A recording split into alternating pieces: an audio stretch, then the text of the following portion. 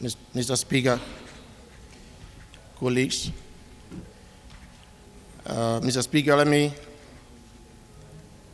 say how pleased I am to stand before you to deliver the country report on behalf of the Liberian delegation, which includes Honorable Erin Mervyn Snow, Head of Delegation, Senator Prince Yomi Johnson, the third Deputy Speaker, Honorable Haja Fatah Sayon, Honorable Stephen Zago, and myself. Honorable Mustafa Sisilo, Speaker of the ECOWAS Parliament, honorable members of the Bureau, esteemed colleagues, invited guests to this second ordinary session, members of the fourth estate, fellow ECOWAS citizens.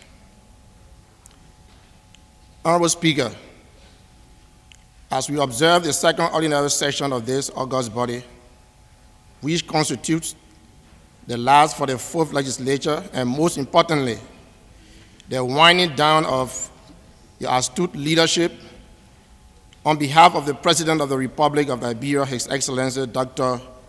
George Martin Weah, the Speaker, Honorable Dr. Buffer Chambers, and members of the Liberian delegation, the heads and members of the Liberian delegation, including the third Deputy Speaker, I'd like to extend immense thanks and appreciation to you, Mr. Speaker, in absentia, for your leadership role that you have played over the last 4 years.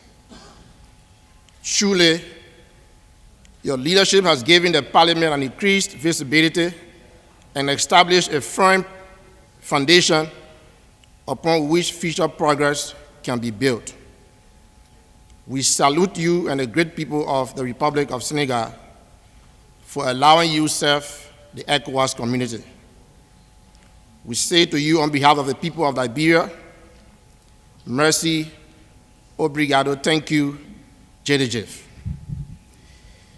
It is the fervent hope of our delegation that the incoming leadership will build on the gains we have collectively made to institute the needed reforms to make the Parliament more vibrant, and that will include using the expertise of our professional staff. Mr. Speaker, as it is customarily done, the Liberian delegation report will cover the areas to include the status of the implementation of the community text, implementation of the community programs, the political situation of our country, security situation, and refugee situation in the region, the status of the implementation of the ECOWAS macroeconomic program, and the status of the implementation of the ECOWAS infrastructure and transportation policies and program. Honorable Speaker and colleagues, implementation and operationalization of the 32 ECOWAS protocols and conventions ratified by the Liberian government in the year 2016 and 2017 are currently ongoing, though we must admit that there are some fundamental challenges, particularly as it has to do with the ETLS and a common external tariff, the single currency, and the biometric ID cards, amongst others. With the support of the United Nations Economic Commission for Africa, Sub-Regional Office for West Africa, Vision Liberia has joined other member states in elaborating the ECOWAS post-2020 vision for the formulation of a new ECOWAS vision. To this end, Liberia has rolled out phase 2 of the post-2020 vision activities beginning, which started from the 21st and the 22nd of November 2019 in the city of Ganta, Nima County. Phase 2 will take place by the 12th and 13th of December 2019 at the Bowaterside, Grand Cape More County, respectively, for the formulation of Liberia's segment of the post-2020 vision working document for our sub-region. ECOWAS Volunteer Program, a 2-year program inspired by the social values of a voluntary act is designed as its core principles of youth development, emphasizing the productivity of youth and their engagement in social and economic activities in their communities. The program continues to impact the lives of various youth in the educational, agricultural, health and gender, sports, youth and sports sectors of Liberia. The government of Liberia has just consented to renew and extend a contract of the EVP program for another year. The program, which currently has about 85 beneficiaries, provides scholarships for needed and disadvantaged but brilliant youth, girls and boys in slum areas to enroll in specialized and technical areas. The program beneficiaries are currently stranded, and we must admit this, due to late provision of funds from the ECOWAS Commission from the year 2019 and 2020. The Fistula program. The program with funding from ECOWAS Commission focuses on support for women and girls in the intervention areas of surgery, prevention, social mobilization, education, and economic empowerment, has recorded some major challenges in its operation due, again, to lack of funding from ECOWAS for the year 2019 and 2020. The ECOWAS radio program. Honorable Speaker and colleagues, the ECOWAS radio continues to help and provide outstanding information and education on ECOWAS programs, projects, and activities in Liberia and other West African countries. At the same time, it has become an impartial and important platform that has remained objective relative to trending events unfolding in our country, while also disseminating factual information on happenings in our sub-region. Honorable Speaker and colleagues, I'd like to add here that for the first time, the ECOWAS radio has a representative who is currently attending this event, marking the second ordinary session of the ECOWAS Parliament in presence of Madame Eva Flomo. We'd like to recognize you.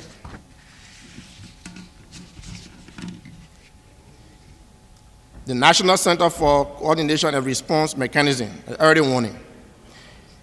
A 5-year program between the United States government, represented by ECOWAS, and the Republic of Liberia to provide critical outlet information and coordinate government's response to immediate intervention, is far on course and stable. The 5 years, however, has expired, and the program has been turned over to the government of Liberia for full support. Honorable Speaker and colleagues, despite the signing of an MOU and commitment from the Ministry of Finance and Development Planning in consultation with the ECOWAS Commission towards payment of the community levy and the ETL on a month-to-month basis, notwithstanding, since the beginning of 2019, the government has been facing some challenges in the areas of remitting the arrears in a tune of 5.9 million agreed upon before the end of the third quarter of 2019. However, the President, being a former member of this august body, is currently having intense consultations with a commitment to the payment of the tax of the ECOWAS tax levy by the government of Liberia. Political situation. Recently, 3 by-elections were held in both Montserrat and Grand Cape counties to fill vacancies created as a result of the passing of 2 senators and 1 representative, respectively. Senatorial elections were held subsequently in both Montserrat County to replace the late Honorable Geraldine Doe Sharif of the former ruling Unity Party, who died in February 2019 following a brief illness, and those of Grand Cape County to fill a seat created as a result of the passing of Senator Edward Dagosa, also of the United Party, in June 2019 as a result of a protracted illness. While election was held for District 15, that's the Lokintown area, Montserrado County, to replace the late representative of District number 18, Honorable Adolph Ikwe Lawrence, of the governing coalition for democratic change, who died as a result of a motor accident on the Roberts Free Highway in March of 2019. May their souls and the souls of all faithful departed rest in peace. The elections in Montserrado was not without incidents, as members of the ruling coalition and those of the collaborating political parties were often engaged in verbal and physical exchanges marred by minor violent situations. On the other hand, fellow colleagues, following the Montserrado by-elections, one of the candidates in the representative by-elections, Madame Tilia Yire, filed a formal complaint with the National Elections Commission seeking rerun of the District 15 elections on grounds of irregularities in the voting process. Following preliminary hearing of the case by the presiding officers at the National Elections Commission, Madame Yire's plea was granted for a rerun, but only in the disputed precinct. Not satisfied with their decision, Madame Yire took exception to the ruling and subsequently appealed to the Board of Commissioners for the rerun of the entire elections in the whole district. However, following hearing and reviewing of the facts in the case, the Board of Commissioners upheld the ruling by the presiding officers that the election be held only in the disputed precinct. Results of those elections saw Honorable Abraham Daron Dillon of the Liberia Party and also of the collaborating political parties, and Honorable Victor Watson of the PUP elected senators of Montserrado County and Grand Cape Mount County, respectively, while Honorable Abu Bana Kamara of the CDC, which is the current ruling party, was elected as representative of Montserrado County District number 15. The hosting of the delocalized parliamentary seminar of ECOWAS Parliament. Honorable Speaker and colleagues, the ECOWAS Parliament convened a 3-day parliamentary seminar at the newly constructed and commissioned ministerial complex located in Odas Congo Town out of the capital, Monrovia, which ran from the 12th to the 14th of September 2019 as part of its activity programs adopted in 2019. A seminar brought together dignitaries of the ECOWAS Parliament, including the Right Honorable Mustafa Sisilo, Speaker, and Honorable John Azuma, Secretary General, and a representative of the member states, the ECOWAS Commission, Center for Strategic Research and Disease College in Nigeria, the National Institute for Policy and Strategic Studies, among others.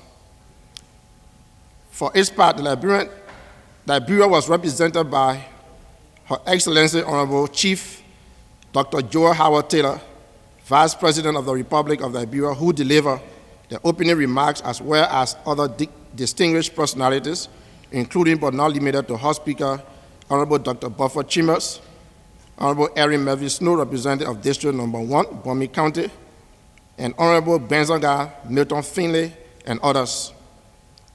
The seminar was under the theme Transhuman and Inter-Community Conflicts in the ECOWAS region. His Excellency Dr. George Manewia, President of the Republic of Liberia, opened the 2019 second extraordinary session, which ran from the 16th to the 21st, 2019. Establishment of the War and Economic Crime Codes. Honorable Speaker and fellow colleagues, the President of the Republic of Liberia, His Excellency George Manewia, has entreated members of the Liberian legislature for the establishment of a war crime code in Liberia. In a communication dated September 12, 2019, the President made an emphatic call on the national legislature to advise and provide guidance on all legislative and other necessary measures towards the implementation of the Truth and Reconciliation Commission, the TRC report, including but not limited to the establishment of an economic and war crimes court in Liberia. Meanwhile, the establishment of war and economic crimes court in Liberia has received some level of standing ovation from rights groups across, and a cross-section of the society alluded that the President's support for a war crime court is an important step for victims and for helping to ensure the violence that brought the so much pain and loss to Liberia will not happen again. This decision benefits the victims and the country and the rule of law in our republic. 10 Liberian international rights groups said the President's step was in the right direction to bring justice for atrocities committed during the Liberian civil wars by endorsing a war crimes court, and as such call on the legislature to promptly act on the establishment of the court in line with international human rights standards. The passage of the landmark Domestic Violence Act. Honorable Speaker, honorable colleagues, the landmark Domestic Violence Act was passed into law on July 19, 2019, after the Liberian Senate concurred with the House of Representatives since its introduction during the term of the 53rd legislature. As champion and Liberia's feminist-in-chief, His Excellency Dr. George Manneh signed the Domestic Violence Act, the DVA, into law after its recent passage by the national legislature. The President signed the law amid growing evidence against women and children and entrenched gender inequality. Hence, by and large, the law will promote gender equality, women and children protection, amongst other things. By signing this instrument, the President makes domestic violence, which includes physical or mental abuse, sexual abuse, neglect, exploitation, serious crime against individuals and the society at large. In brief remarks, the President sounded a caveat that the days of domestic violence perpetrators are numbered, and assured the public, especially females, that domestic violence will be fully punished under the rule of law by the country. Appointment of the executive governor of the central bank. Honorable Speaker and colleagues, on Friday, November 8, 2009, the President of the Republic of Liberia, His Excellency Dr. George Manneh, named Mr. Aloysius Talu as the new executive governor designate for the Central Bank of Liberia, pending confirmation hearing by the Honorable Liberian Senate. Mr. Talu's appointment comes over 2 weeks after the resignation of former Governor Nathaniel Petrie III, who resigned on October 24, 2019. Mr. Talu was named following a comprehensive vetting process by a team of experts that was set up by the President. The new central bank governor is expected to lead a team of other governors in reconstructing the central bank to tackle Liberia's challenging economy.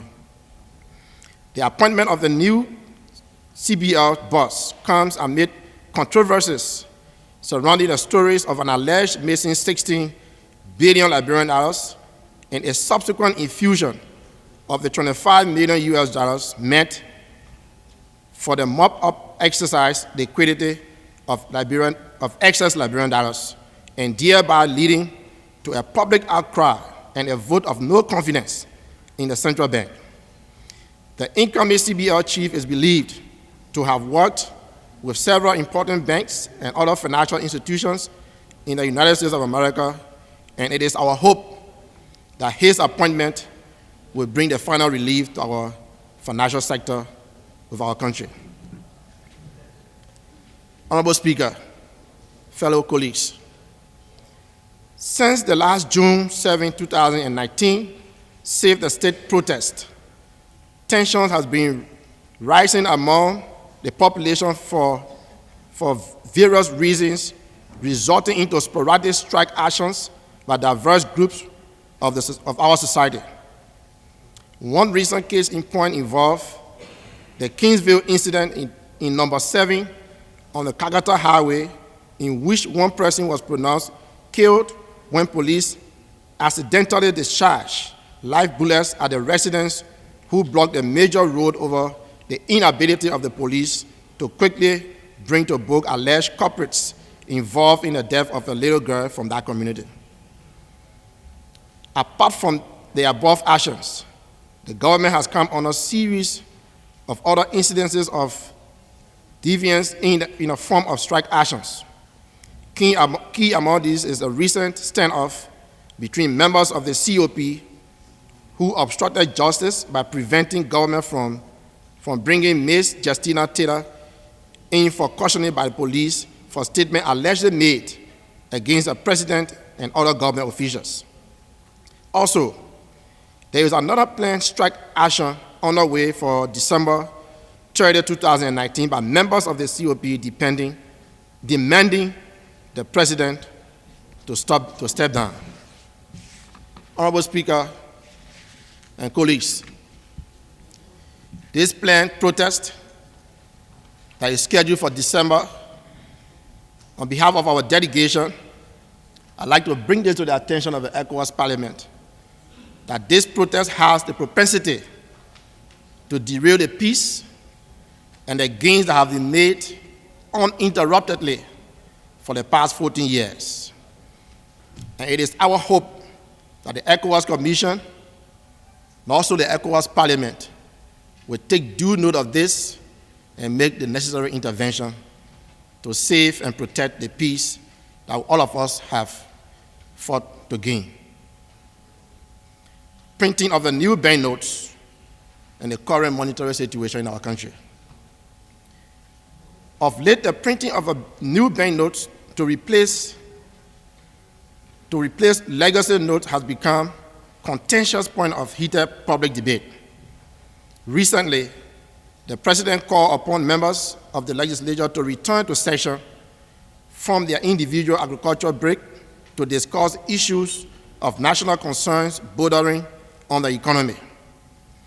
Some opposition members viewed this call by the President as unconstitutional, saying there was no issue of emergency in their view as provided by under Article 32 of the Liberian Constitution. However, others see the deteriorating economic situation as a subject of vital importance that must claim the attention of all well-meaning Liberians, including the national legislature, to address. Therefore, the appointment of a new central bank governor at this time would not have come at a better time like this.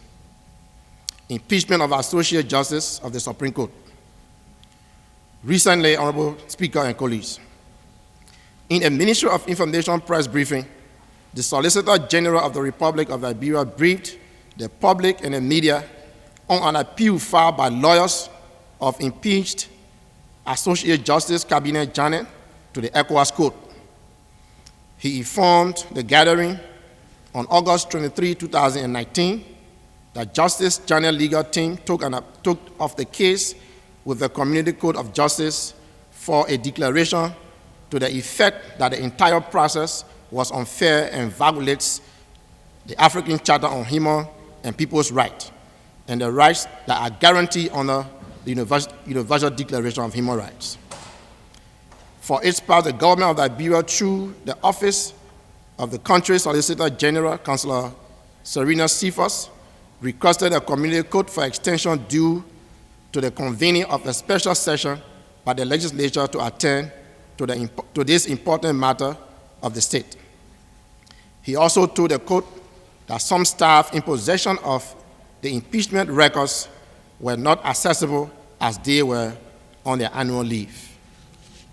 Security and refugee situation in the region.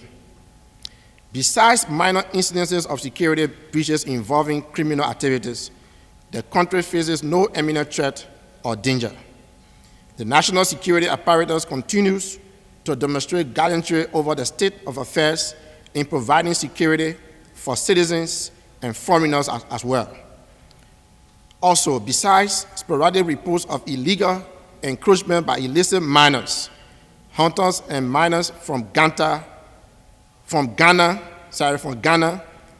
Faso, and Cote d'Ivoire, no serious incidents of influx of refugees has been reported during this reporting period, which is a clear evidence that the Minor River Basin is safe and tight.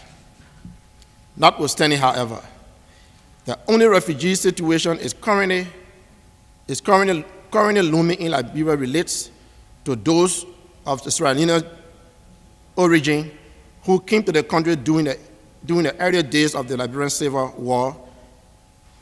In recent radio interview, the group spokesman, Mr. Bernard Sharif, alleged that the Liberian Immigration Service has done little in entertaining discussions on the plight of Sierra Leonean refugees, and that despite being declared by UNHCR to go to a third country, they are denied by the Liberian Immigration Service. Currently argue that there are about 560 of them refugees qualify under a third country asylum status, but nothing has been done to facilitate the process.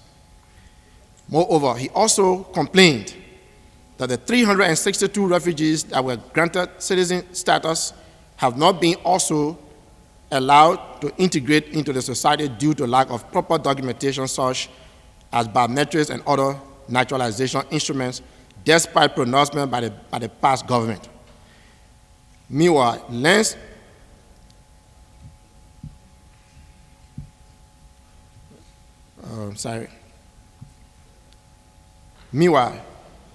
for the use of refugees have been reclaimed and resold by locals, where they and their dependents remain homeless and emotionally challenged. He also averred how they left at the mercy of members of the Liberian Immigration Service who are in a constant habit of harassing them for documents.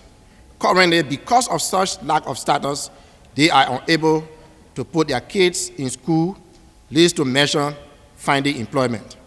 This situation has caused most of the young children to live under fear. However, Mr. Speaker, the President has instructed members of the Immigration Service and have given a timeline for this situation affecting our sisters and brothers from Sierra Leone to be resolved, or that the head of the Immigration Service will face the weight of the law. It is our hope that this request by the President will last not more than 1 month to have the situation resolved. Status of the implementation of the ECOWAS macroeconomic development. The macroeconomic policy continues to focus on maintaining macroeconomic stability, enabling private sector-led economic growth, greater competitiveness, and diversification of our economy. On this front, the administration has begun operationalization of the newly formulated Propo Agenda for Prosperity and Development, the PAPD, the new national agenda designed purposely to reduce inequality and raise 1.3 million Liberians out of poverty through inclusive and sustainable economic growth and development necessary for achieving the objective of the Global Sustainable Development Vision 2020 and the Africa Agenda for 2063 and the ECOWAS Vision 2020. Real GDP growth for the first half of 2019 is projected at 0.4%, lower than the growth rate of 1.2% recorded in the corresponding year of 2018. This is largely due to slow growth in the primary sector and decline in the tertiary sector. Average inflation rose to 25.5% during the review period, from 20.0% in the corresponding period of 2018. Similarly, Mr. Speaker, the end period inflation increased by 5.3 percentage points to 29.9% at the end of July 2019, from 24.6% at the end of July 2018. Exchange rate passed through the mean conduit of price increase. In compliance with the ECOWAS criteria on the convergence status, the continued implementation of a macroeconomic policy chosen by the government of Liberia enabled Liberia to attain one out of the targets criteria in the first half of 2019. During the period under examination, Liberia met one primary convergence criteria compared to 3 during the corresponding year of 2018. The country met the fiscal deficit criteria but missed the criteria on inflation and central bank financing of gross external reserves. On the secondary convergence scale, the country's performance remained unchanged in the first half of 2019, satisfying public debt to GDP ratio, and slipped on the exchange rate criteria. There's a table there that follow for you to follow, please. As end of June 2019, Liberia continued to make progress and show commitment in policy harmonization and the implementation of protocols on regional integration within the framework of ECOWAS single currency policy. Infrastructure. The road network in Liberia is largely underdeveloped. The country has a total length road of 11.8 thousand kilometers, of which 1.063 are paved roads, while 10.749 kilometers remains unpaved. It is on this note that the current administration has made roads one of its primary priorities. Hence, Liberia continues to identify and secure funding for the pavement of several key primary roads and means of linking the entire country by road network. Thus, funding for the Logato-Danane Trans-Regional Highway linking Côte d'Ivoire and Liberia alone, with a modern border post, has been secured and expected to be constructed along the route with the aim to facilitate trade and commerce. Also, the Rapport-PAYS Highway as well as the Kavala River Danane Trans-Regional Highway have been completed and will be dedicated very shortly, while the construction works on the Ganta-Fishtown Highway is currently ongoing. The procurement processes and design works for the construction and pavement of the coastal highway linking the entire southeast of the country to the rest of our country has begun, as the government of Liberia recently received an initial loan amount of 50 million of the total amount of 100 million from the ECOWAS Investment Bank that is required for the construction of that major highway.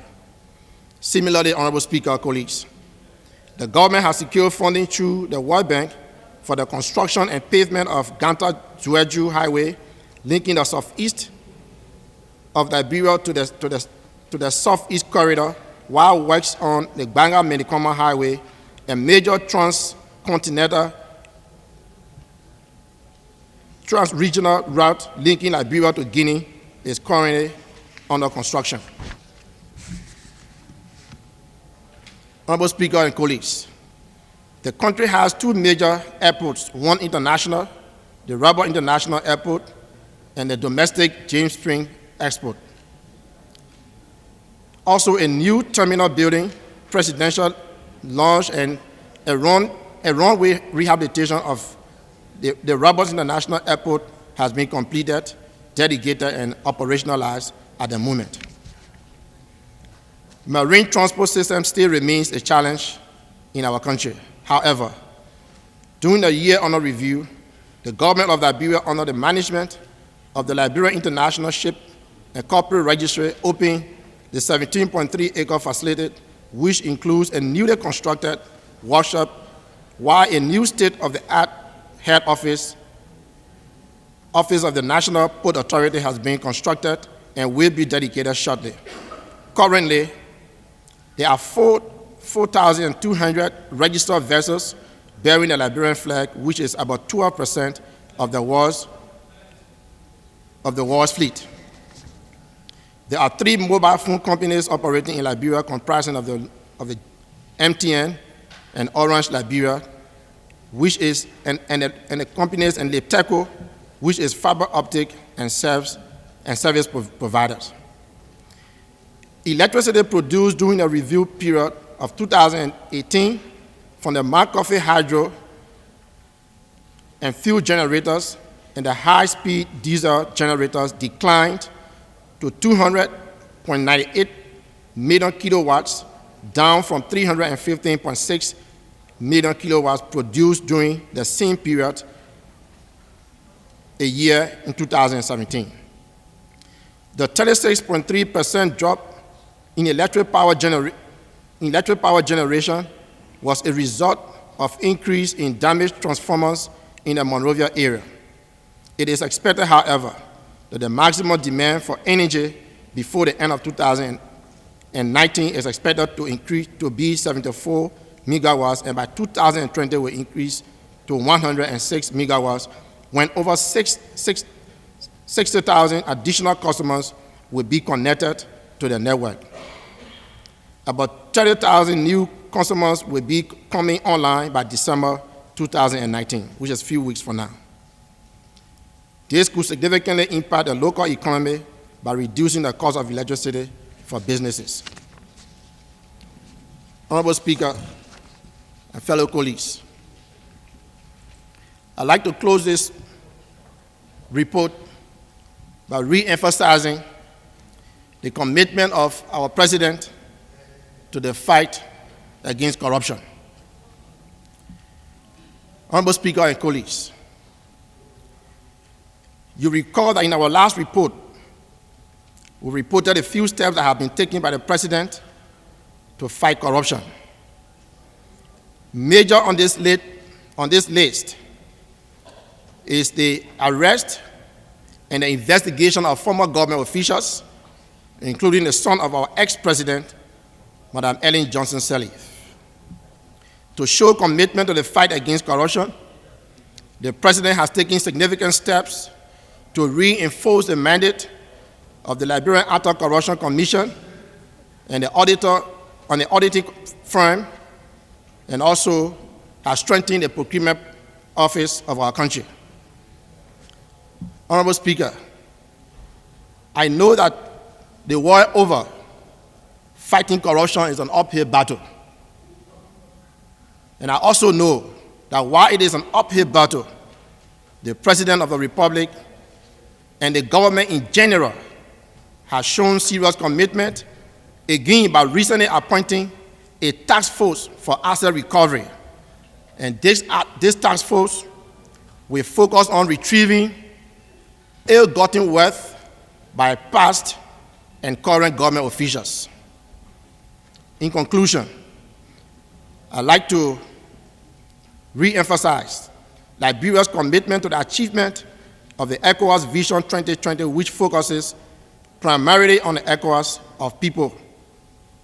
In spite of there being a new government, the current president, who is also a former member of the ECOWAS Parliament, is aware of the numerous challenges facing the regional body, which range from administrative, finance, economic, to social, as well as cultural. He, however, has commended the level of outstanding leadership being demonstrated by the ECOWAS Parliament, and want me to, on his behalf, pledge his unflinching commitment to the activities of the ECOWAS Parliament and the community at large. Let me seize this opportunity, Mr. Speaker, to thank you for listening, and I'd like to commend members of our delegation for giving me this opportunity to present on your behalf. Thank you.